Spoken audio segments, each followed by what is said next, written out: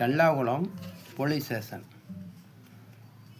காவல் ஆய்வாளர் சங்கர் சார் அவர்களுக்கும்,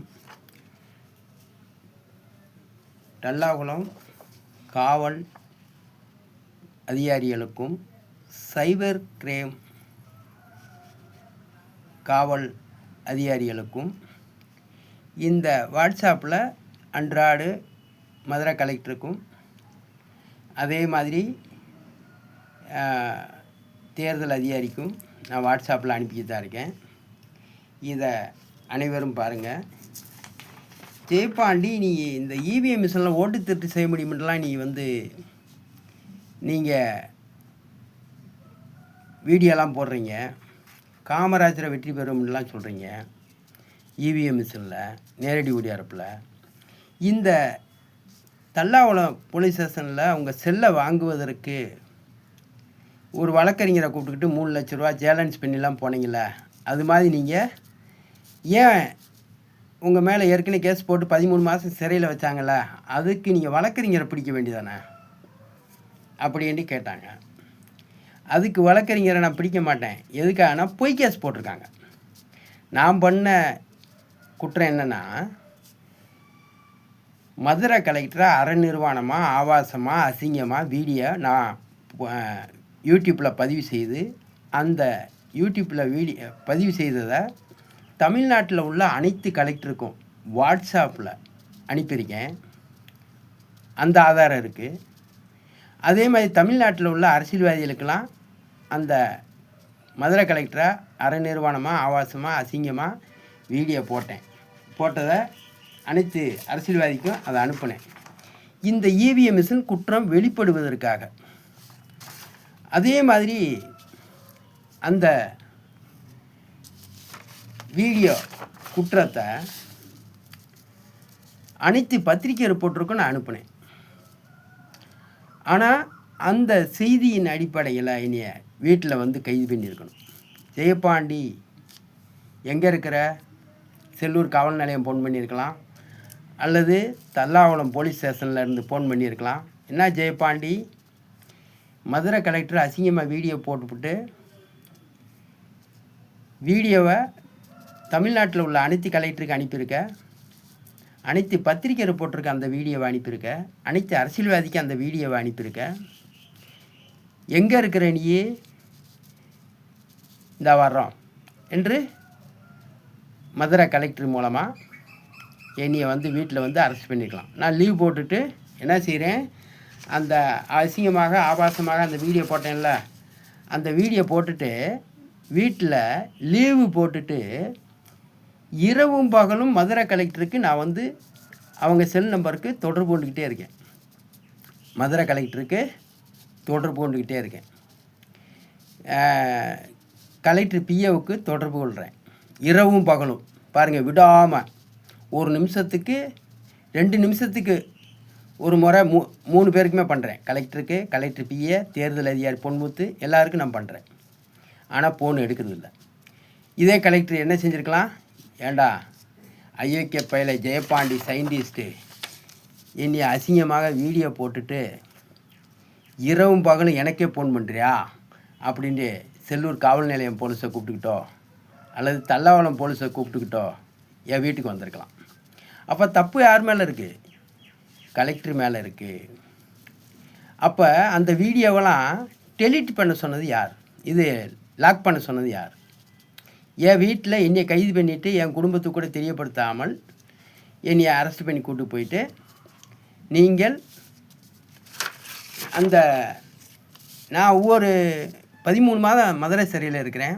13 மாதமும் நான் வீடியோ கோர்ட்டு மூலமாக என்ன சொல்கிறேன், நான் வழக்கறிஞரெல்லாம் பிடிக்க மாட்டேன், என்னுடைய வழக்கை நான் தான் வாதாடுவேன் என்று நான் சொல்லியிருக்கிறேன். சொல்லிவிட்டு நான் அந்த வீடியோ கோர்ட் மூலமாக நீதிபதிகிட்ட பேசுகிறேன். ஒவ்வொரு வாய்தாவிலையும் என் வழக்கை நான் தான் வாதாடுவேன், வழக்கறிஞர் மேலே நம்பிக்கை இல்லை அப்படின்ட்டு நான் ஒவ்வொரு வழக்கிலையும் பதிவு செய்திருக்கிறேன். பதிவு செய்யாமல் நான் இருக்கவில்லை. எனக்கு உரிய கேஸை போட்டு நான் செய்த குற்றத்தை அடிப்படையில் குற்றப்பத்திரிக்கை கொடுங்க. கொடுத்ததுக்கு பிறகு நான் பெயிலில் நான் வெளியே போய் கேஸு நடத்திக்கிறேன் என்று சொல்லி நான் 3 மாதமாக இது 13 மாதமாக மதுரை சிறையில் இந்த வாக்கு மூலம்தான் சிபிஐ கோர்ட் நீதிபதி இவர்கிட்ட எழுதி 2 முறை கொடுத்துருக்கேன். 3 முறை சிபிஐ கோர்ட்டுக்கு வெளி கோர்ட்டுக்கு வந்திருக்கேன். இவர் 3 முறையும் என்னிடம் என்னப்பா ஜெயபாண்டி மதுரை கலெக்டரை அரை நிர்வாணமாக அசிங்கமாக நீ வீடியோ போட்டேன்னு கேட்க கிடையாது. என்னை ஒரே ஒரு வார்த்தை கேட்டார், ஏன் ஜெயபாண்டி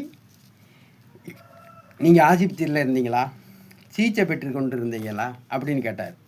இல்லை சார், நான் எந்த மாத்திரையும் சாப்பிடுவதில்லை, நான் ஆரோக்கியமாக தான் இருக்கேன்ட்டு நான் சொல்லிட்டு போயிட்டேன். வேறு எதுவுமே அந்த சிபிஐ கோர்ட்டு நீதிபதி கேட்கவே இல்லை. அவங்க இப்போ 680J நீதிமன்றமோ அல்லது 680J நீதிமன்றமோ சிபிஐ கோர்ட்டோ அல்லது ஜெயம் 2 ஜெயம் 1 அல்லது பிடிஜே இந்த 5 கோர்ட்டுகளும் ஜெயபாண்டி என்ன குற்றம் செஞ்ச இன்னும் கேட்கல. நான் ஜெயம் 1 நீதிமன்றத்தில் 4 வயதாவில் சைபர் கிரைமை என்னைய வெளிக்கோட்டு எடுத்து மதுரை சிறையில் இருக்கும்போது என்னைய பெண் நீதிபதிக்கிட்ட கூப்பிட்டு போனாங்க. அந்த 4 வயதாவிலையும் அந்த பெண் நீதிபதிக்கு முன்னாடி நான் மதுரை கலெக்டரை அரை நிர்வாணமாக அசிங்கமாக நான் வீடியோ போட்டிருந்தேன். அந்த வீடியோ சம்மந்தமாக என் மேல் வழக்கு பதிவு செய்யாமல் நான் 1200 ரூபாய் பிடிங்கிட்டு போனதாக பொய் கேஸ் வழக்கு பதிவு செய்தது. அந்த பொய் கேஸு வாபஸ் வாங்க, எனக்கு உண்மையான கேஸை போடுங்க. ஒரு சாதாரண ஜெயபாண்டி சயின்டிஸ்ட்டு ஒரு கலெக்டரை அரை நிர்வாணமாக ஆபாசமாக அசிங்கமாக போட்டு யூடியூப்பில் பதிவு செய்து தமிழ்நாட்டில் உள்ள அனைத்து கலெக்டருக்கும் வாட்ஸ்அப்பில் அனுப்பியிருக்கேன். அந்த ஆதாரம் இருக்குது. அரசியல்வாதிகளுக்கெல்லாம் அந்த வீடியோவை அனுப்பியிருக்கேன். அதுவும் ஆதாரமாக சாட்சியாக இருக்குது. பத்திரிக்கை ரிப்போர்ட்டர், தருமபுரி பத்திரிக்கை ரிப்போர்ட்டர், மதுரை பத்திரிக்கை ரிப்போர்ட்டருக்கெல்லாம் நான் அனுப்பியிருக்கேன். அதெல்லாம் ஆதாரம் இருக்குது. இந்த ஆதாரத்தின் அடிப்படையில் என் மேல் வழக்கு பதிவு செய்யாமல் இத்தனை சாட்சிகள் இருக்கும்போது என்னுடைய குற்றத்தை மறைக்கிறது ஏன்? ஆகையால் எனக்குரிய கேஸை போட்டு எனக்கு அந்த குற்றப்பத்திரிக்கை அடிப்படையில் குற்றப்பத்திரிக்கை கொடுங்க, நான் வெளியே பெயிலில் போய் கேஸ் நடத்திக்கிறேன் என்று தான் பதிவு பண்ணியிருக்கிறேன். அப்போ ஒரு சாதாரண ஜெயபாண்டி சயின்டிஸ்ட்டு செய்த குற்றத்தை நீங்கள் மறைக்கிறீங்க என்றால் அப்போ என்னிடம் ஜெயபாண்டியிடம் எவ்வளோ காசு வாங்கிட்டு இந்த மதுரை கலெக்டருடைய அசிங்கமான அரை நிர்வாணமாக வீடியோ போட்ட அந்த தப்பு இல்லைன்னு மறைப்பதற்கு ஜெயபாண்டியிடம் பணம் வாங்கினீங்களா அப்படின்லாம் நான் வாய்தாவில் கேட்டிருந்தேன். எந்த ஒரு பதிலும் இல்லை. ஆகையால் ஜெயபாண்டி சயின்டிஸ்ட் என்ன சொன்னேன், திருட்டு வழக்கை வாபஸ் வாங்குங்க, எனக்குரிய நான் செய்த குற்றத்தை அடிப்படையில் குற்றப்பத்திரிக்கை கொடுங்க, அதற்கு பிறகுதான் மதுரை சிறையை விட்டு நான் வெளியே போவேன் என்று 13 மாதமாக சிறையில் இருந்தேன். 13 மாதமும் என்னுடைய வீடியோ கோர்ட்டு மூலமாகவும் வெளிக்கோர்ட்டு மூலமாகவும் அதை பதிவு செய்திருக்கிறேன் என்று தெரியப்படுத்தி கொண்டு ஜெயபாண்டி சயின்டிஸ்ட்டு அதற்கு இந்த நீதிபதிகள் ஆதாரம் என்பதையும் இதில் தெரியப்படுத்தி கொள்கிறேன்.